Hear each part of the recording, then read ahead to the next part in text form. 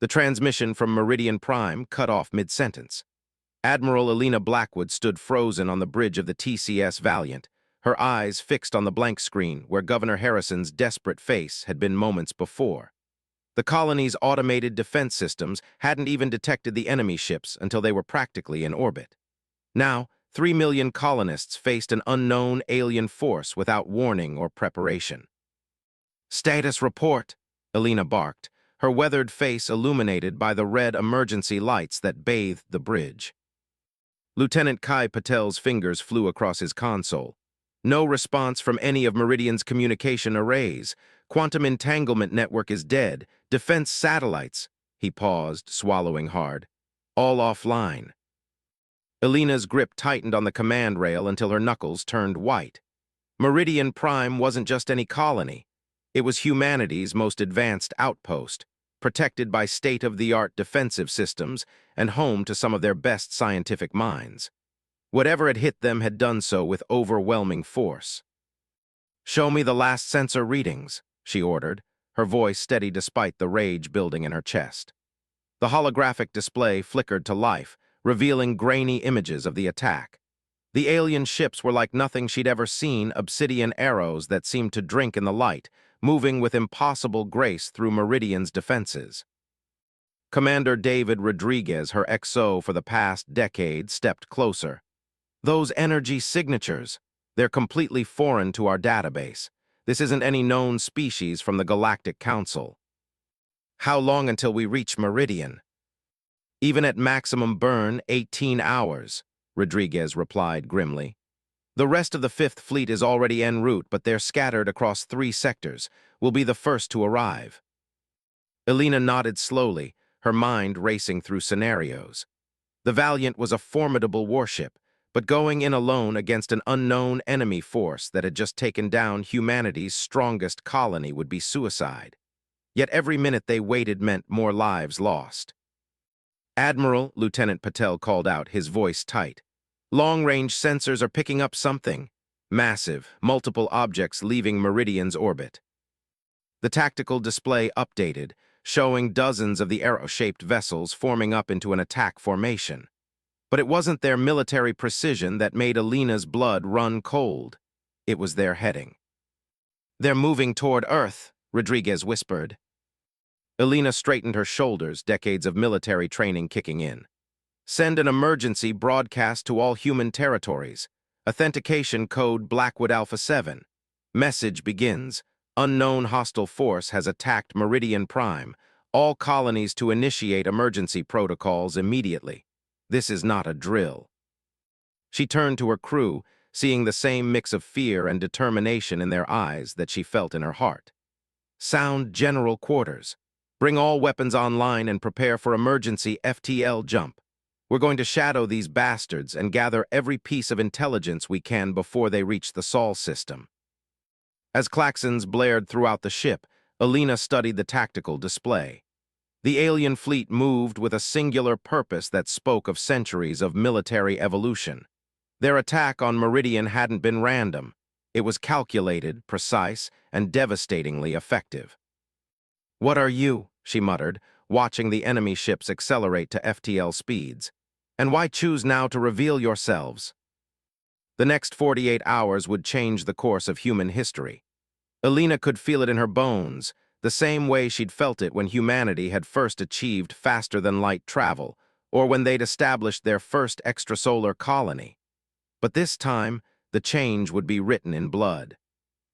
Deep in the void between stars, the Valiant's engines burned bright as she gave chase to an enemy that had just declared war on all of humanity. They had no idea what they were truly facing, the technological level, the numbers, or the motivation behind the attack. But Elena knew one thing with absolute certainty: humanity would not go quietly into the night. As she prepared her ship and crew for what lay ahead, emergency transmissions flooded in from across human space. Colonies mobilizing their defense forces, ships being recalled from exploration missions, military reserves being activated. The massive industrial machinery of human civilization was grinding into motion, preparing for a war unlike any they had faced before. "Admiral," Rodriguez said softly, standing at her side. The crew's ready, whatever's waiting for us out there. Alina nodded, finishing his thought. We'll face it together. She squared her shoulders and addressed the bridge crew. Send word to all pursuing vessels. We track them, we study them, but we do not engage unless absolutely necessary. I want to know everything about these attackers before we strike back. The crew acknowledged her orders with quiet determination. They were the tip of the spear, the first line of defense against an enemy that had already proven their willingness to annihilate millions without warning or mercy. As the Valiant crossed the light years in pursuit of the alien fleet, Alina knew that somewhere in the darkness ahead, humanity's greatest challenge awaited. And when the time came to strike back, they would do so with a force that would shake the very foundations of the galaxy. The silent strike against Meridian Prime had been meant to cripple humanity's spirit. Instead, it would unleash a fury that the attackers could never have anticipated. The game of hunter and hunted had begun, but the roles were not yet set in stone. 2 weeks after the fall of Meridian Prime, the great chambers of the United Earth Council fell silent as Admiral Blackwood's hologram materialized before the assembled leaders. Her face was drawn, marked by days without sleep, but her voice rang clear through the hall. The enemy calls themselves the Nexari Imperium, she announced, her words echoing off marble walls. For the past 14 days, we've tracked their movements, gathered their communications, and studied their tactics. What we've found changes everything. Behind her, tactical displays sprung to life, showing the devastating power of the Nexari fleet.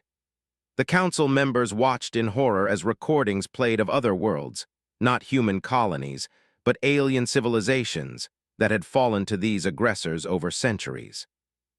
They're not just conquerors, Alina continued, her eyes hard. They're exterminators. The Nexari believe in absolute dominion. Every species they encounter is given one choice: submit to total subjugation or face extinction. Meridian Prime was their way of offering us that choice.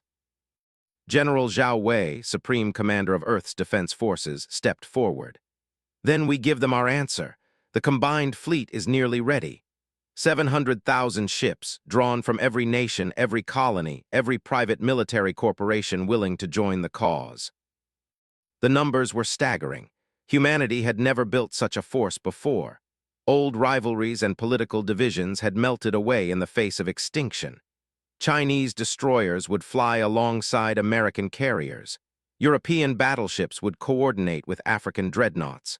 The stars themselves would be darkened by humanity's armada.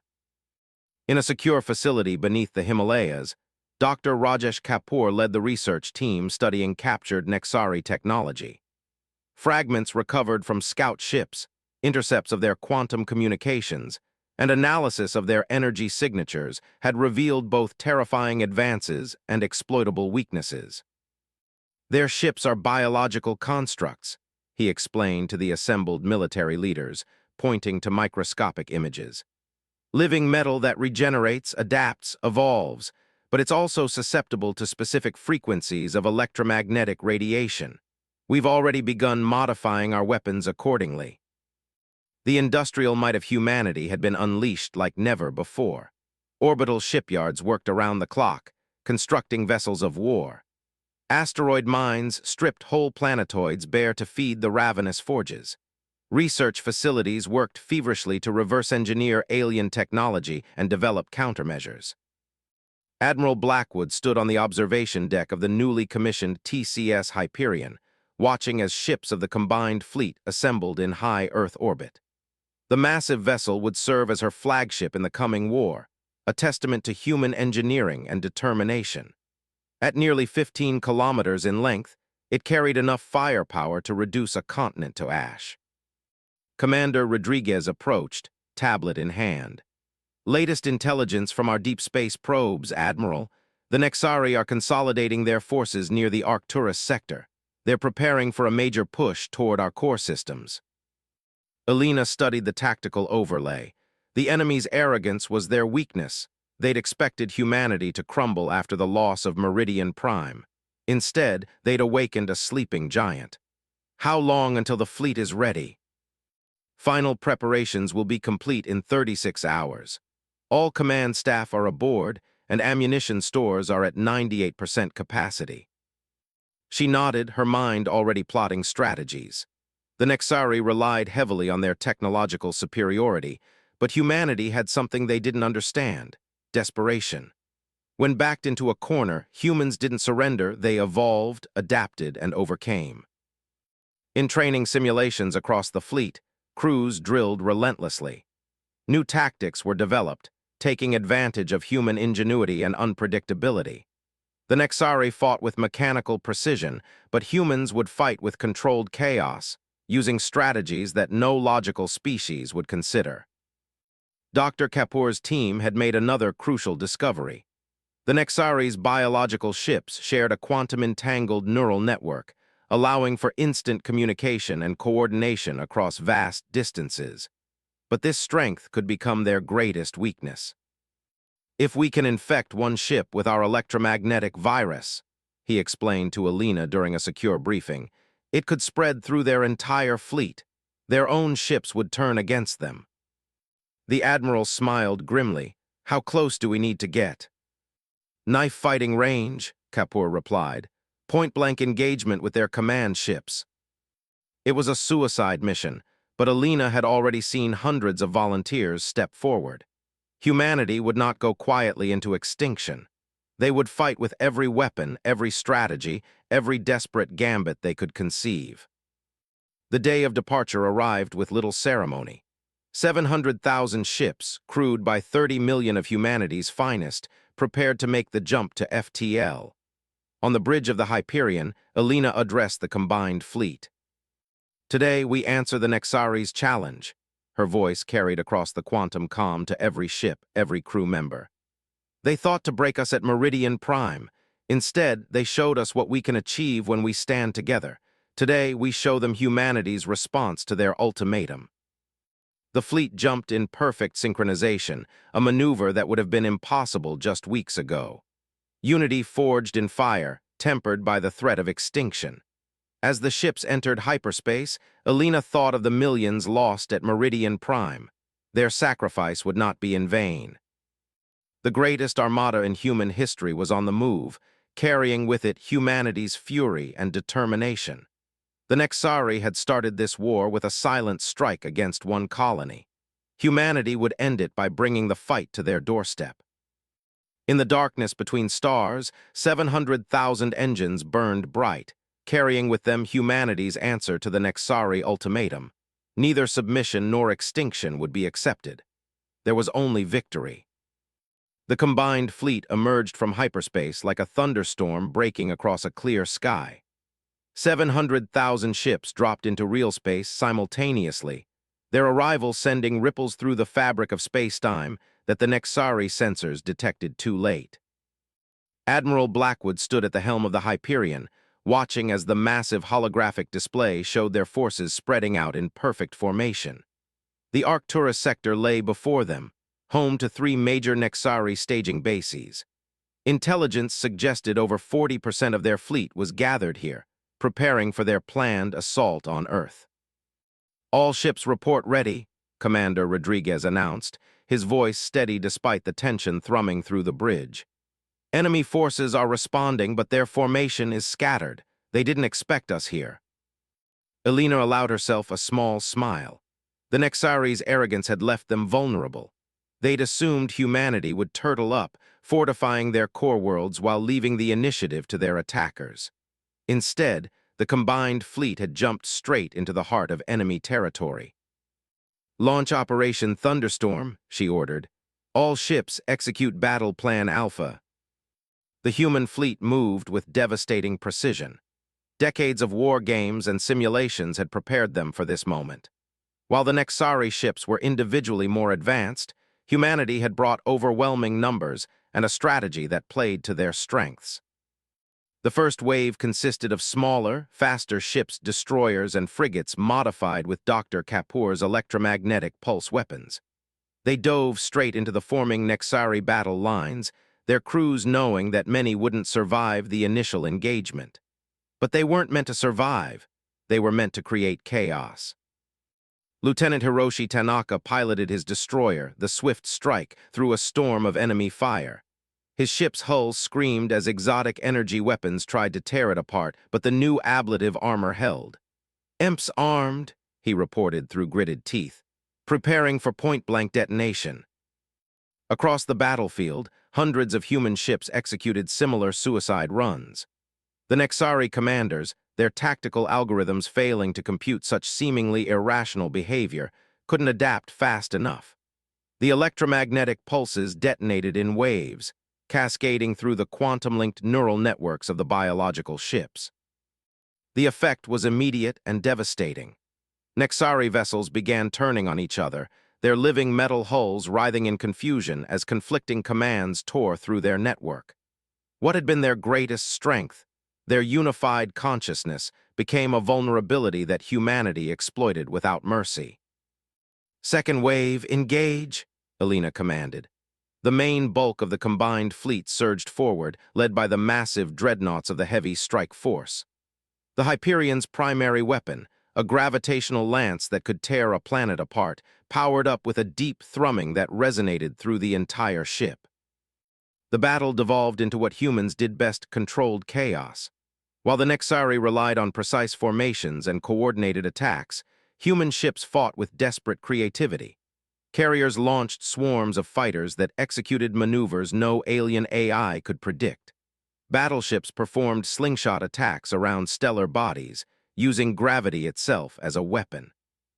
In the command center of the nearest Nexari base, High Commander Vexther watched in growing horror as his forces were systematically torn apart. The humans were fighting like no species they had encountered in 10,000 years of conquest. There was no logic to their attacks, no pattern his tactical computers could decrypt. "Signal the retreat," he ordered, but it was too late. Human ships had already surrounded the base, their weapons targeting its quantum communication arrays. The Nexari battle doctrine relied heavily on central coordination. Once isolated, their individual ships became far less effective. Admiral Blackwood watched as the battle shifted decisively in humanity's favor. The EMPs had taken out nearly 30% of the enemy fleet in the first strike. Another 40% had been destroyed or disabled in the chaotic melee that followed. The remaining Nexari vessels were trying to retreat, but the combined fleet had predicted this and positioned ships to cut off their escape routes. "Message from Dr. Kapoor," Rodriguez reported. "The virus is spreading through their network faster than expected. Their entire command and control structure in this sector is compromising." Alina nodded grimly. "Launch the boarding teams. I want those bases taken intact. Their database might tell us where they're hiding the survivors from Meridian Prime." Across the battlefield, specially trained Marine units launched from their ships in stealth pods. While the Nexari were distracted by the main fleet action, these teams would infiltrate their bases and capture vital intelligence. Among their ranks were scientists and engineers ready to study alien technology up close.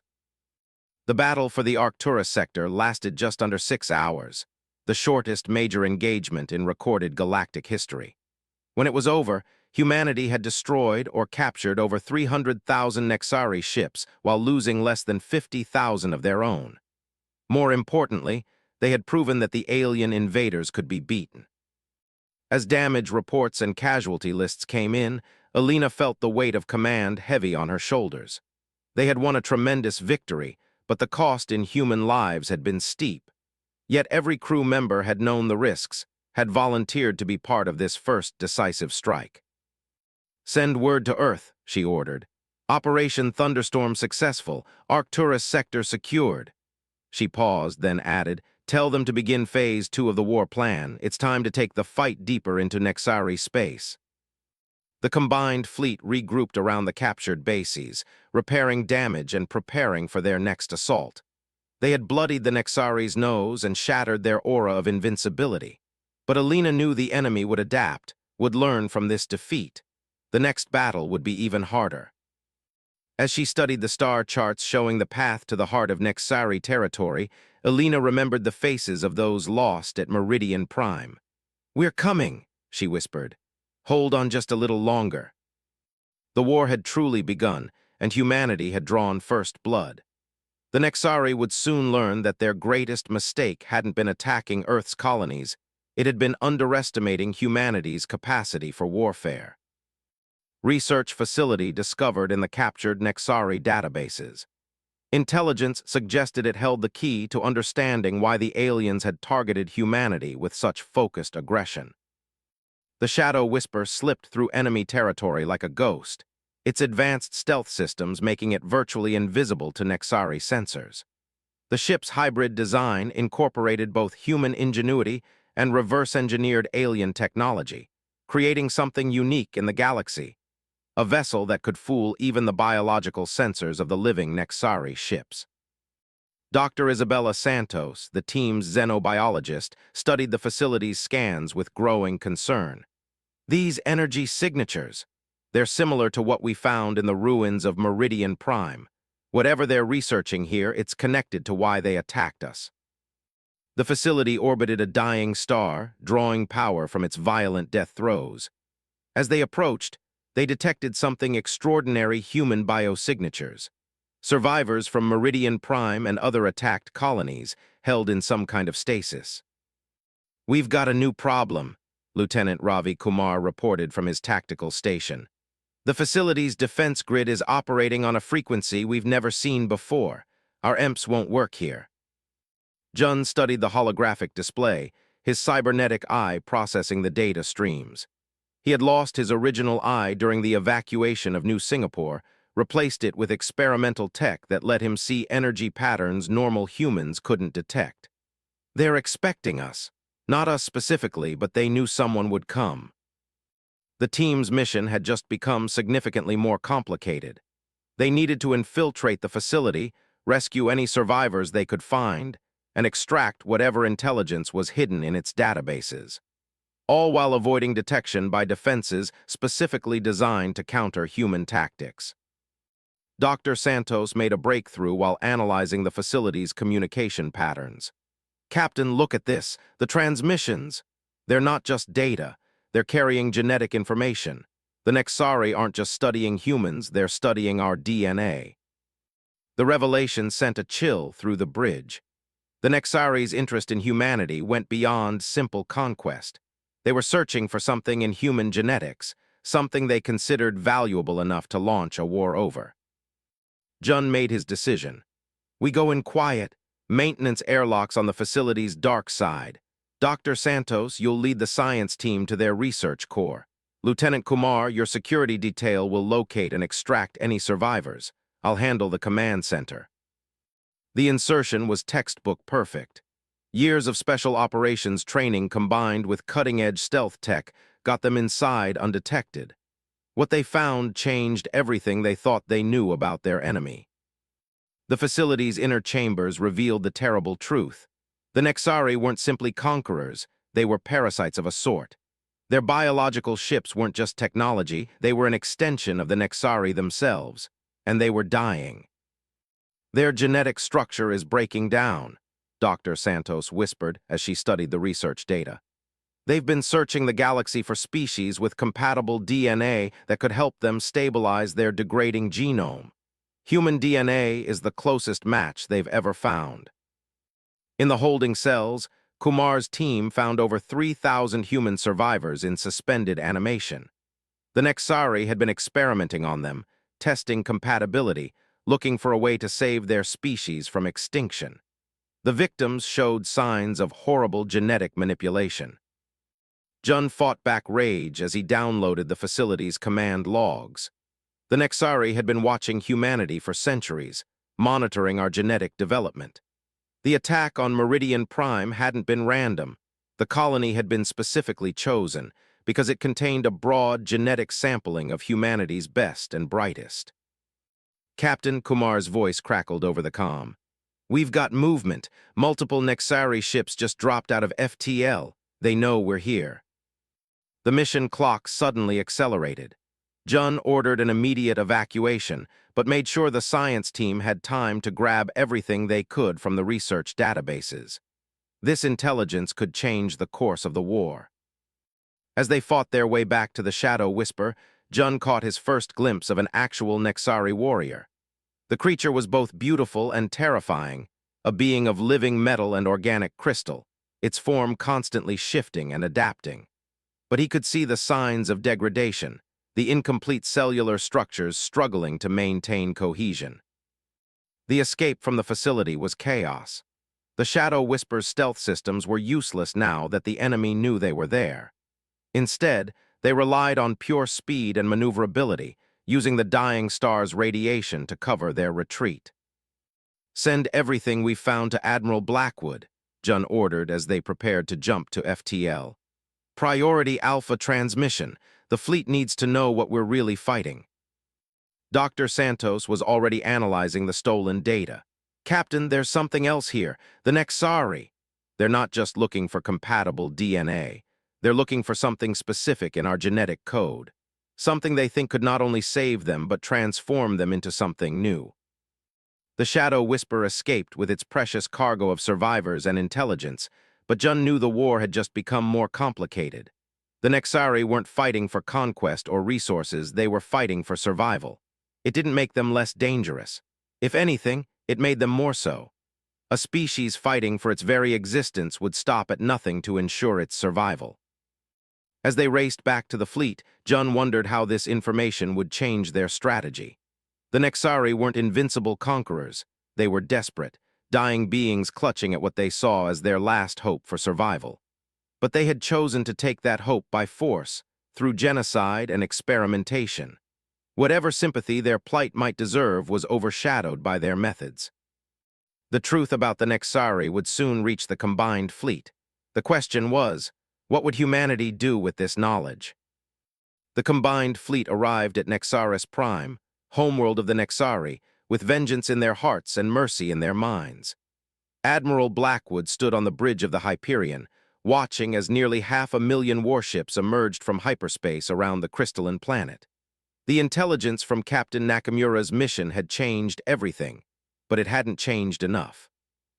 "Their entire remaining fleet is here," Commander Rodriguez reported, his face illuminated by the tactical display. 300,000 ships. They've withdrawn everything to defend their homeworld." The Nexari's desperation was evident in their battle formation. Their ships formed intricate geometric patterns around their planet, a living shield of biological metal.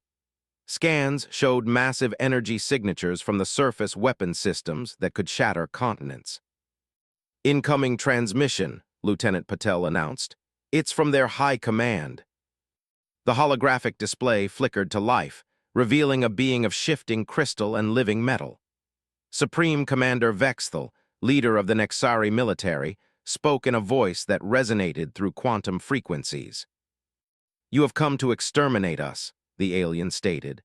"As we have tried to exterminate you, but you do not understand. Our survival requires your essence. There is no other way." Elena stepped forward. "There's always another way. Your scientists never asked for our help. You never attempted diplomacy. You chose genocide as your first option." "Diplomacy takes time. Time we do not have. Our species dies, each generation more unstable than the last. Your genetic pattern holds the key to our salvation. At the cost of our own people, the experiments you conducted on our civilians." Elena's voice carried the weight of millions of dead. "You could have approached us as equals. Instead, you treated us as cattle." The Nexari commander's form rippled with what might have been emotion.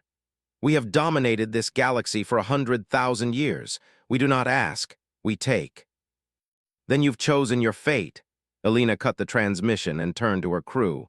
"All ships battle stations, but first broadcast the message." Across every frequency, in every language the Nexari could understand, humanity made its final offer. Dr. Santos had worked with the finest genetic engineers in human space to create it, a solution. A way for the Nexari to stabilize their genome without harvesting other species. It would require cooperation, voluntary genetic exchange, and time, but it would work. The choice was simple: accept humanity's help and survive through cooperation, or continue their war and face extinction. The Nexari response came in the form of energy beams that split space itself. Their entire fleet surged forward, driving toward the human armada with suicidal determination. They had made their choice: domination or death. There would be no middle ground. "So be it," Alina whispered. "All ships execute final battle plan, show them humanity's answer to tyranny." The battle that followed would be spoken of for generations. Human ingenuity clashed with Nexari desperation in a dance of destruction that painted the void with fire. The electromagnetic viruses that had worked so well before met prepared defenses, but that had been expected. Humanity had new weapons, new tactics. Dr. Kapoor's final gift to the war effort proved decisive quantum disruptors that could sever the biological ship's neural networks, turning their greatest strength into a crippling weakness. When the living metal lost its connection to the group consciousness, it began to break down. Captain Jun Nakamura led a strike team of stealth ships through the chaos, their mission to disable the planet's defensive grid. The Shadow Whisper and her sister ships slipped through battles that reduced capital ships to atoms, carrying the seeds of victory in their holds. The Nexari fought with all their ancient might, unleashing weapons that could crack planets and unravel the fabric of spacetime.